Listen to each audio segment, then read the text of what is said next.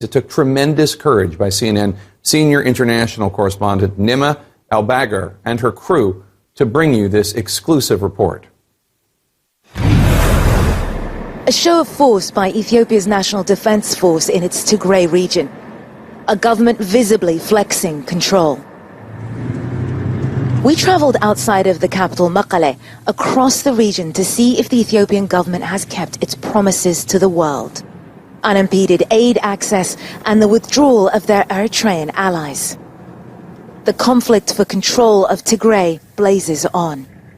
Days earlier, these Tigrayan forces fighting for regional autonomy pushed out Eritrean troops from this town. As we arrive, one young man, Kassa, wants to show us where his father, brother and cousin were taken and executed just days ago. The blood is still visible. It stains the ground. They didn't want to wash away his blood. He says they wanted to leave it there. The body they took to the graveyard, but the blood, the place where his father was executed, the family still wants that place marked. Just a few meters from where Kassa's father died, his brother and cousin were executed. Murdered, he says, by Eritreans, the same Eritreans who are supposed to have withdrawn. We return with Kassa to his family.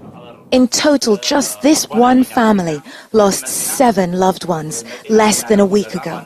All of us have to run and hide when they come, even the women. They rape the women and then kill them. May God bring mercy on us, because we don't know what we can do. The Eritreans are not only still here, but a day into our journey, and we've already found evidence of fresh atrocities. We hear that the holy city of Aksum to the west has been sealed off by Eritrean soldiers for 12 days. We need to see for ourselves. So we head out towards Aksum, but don't get very far. Something's not right. The team car behind us radios in. There's a car coming. A UN driver flashes us a warning, but we decide to press on. Hello. Salam. Can we go ahead? We're gonna go. No problem. Thank you. But the road ahead is blocked. We get out of the car with our hands up and identify ourselves to the Ethiopian soldiers. Hey, hello. CNN. We're CNN, journalists. It's impossible. We are journalists. It's impossible. Sir, tell us.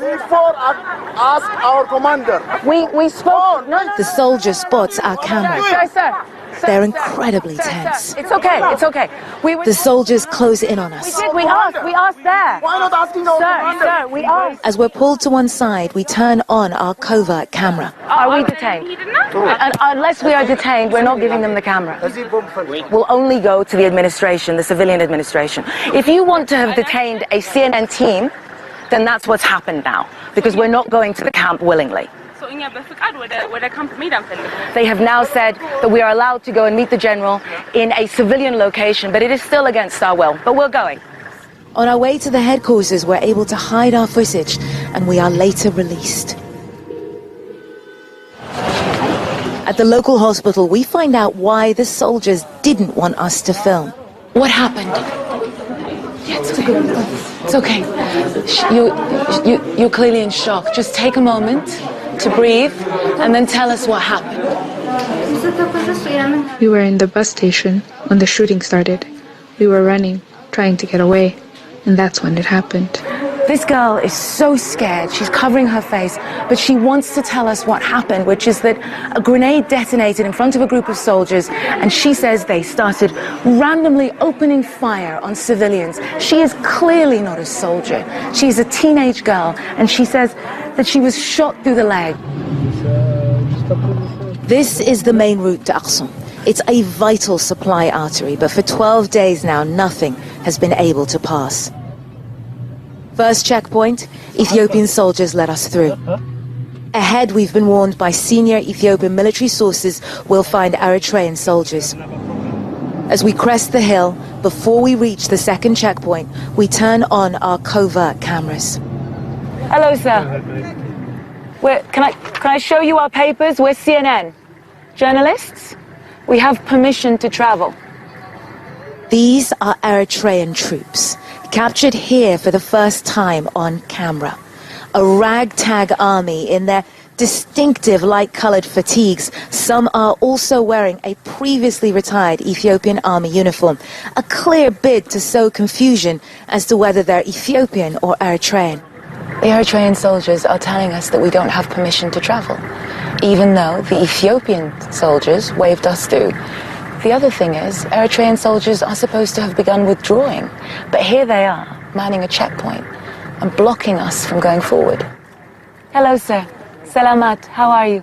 Journalists? We have permission. You're asking us to turn back? Okay, we've been sent back. Both Eritrea and Ethiopia promised these troops would withdraw weeks ago. Yet this foreign force is still here and occupying, obstructing a key supply route with impunity. After calling the interim government, military contacts and others, on our fourth attempt, we make it through.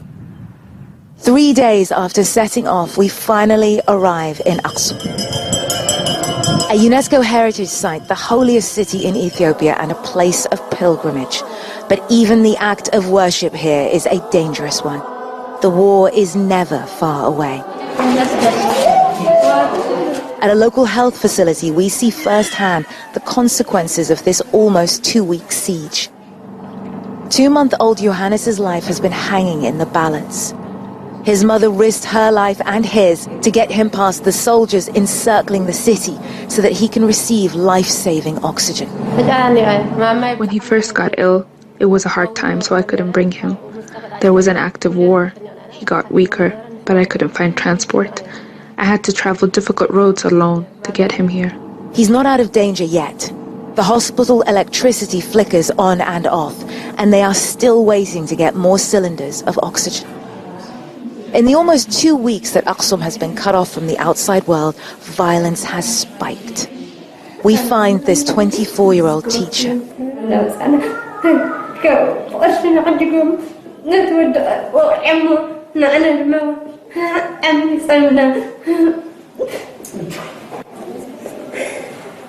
Do you know who did this to you? Eritrean soldiers did this. I'm so sorry.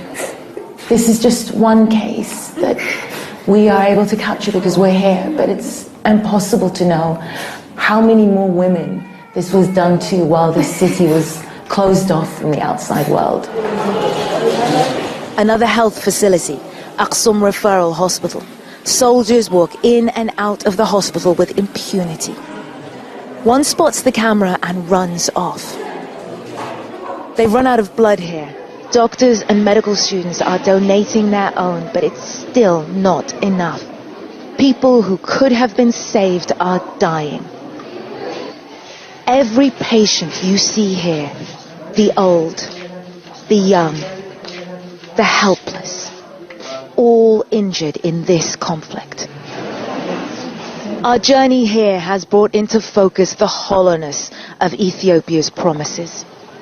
As we leave Aksum, a line of soldiers encircles the hospital. There is no respite. And Jake, it's been over a month since the Ethiopian government assured the United States that Eritrean soldiers had already begun withdrawing. And yet when we presented them with our findings, they didn't respond to any of our requests for comment. Neither did the Eritrean government. Jake? Nima, that was such a chilling and upsetting report, and very brave of you and your team. What has been the response of the U.S. government to your reporting in Ethiopia? Well, it's actually been quite heartening to see USAID respond almost immediately and actually tweet out our reporting. Clearly, this is something that they have seen for themselves on the ground. They're renewing urgently their call for unimpeded access, and really worryingly, they're saying that unless they and other humanitarian actors on the ground are able to scale up and get into these areas, that they believe they will not be able to save the lives that they need to integrate, Jake.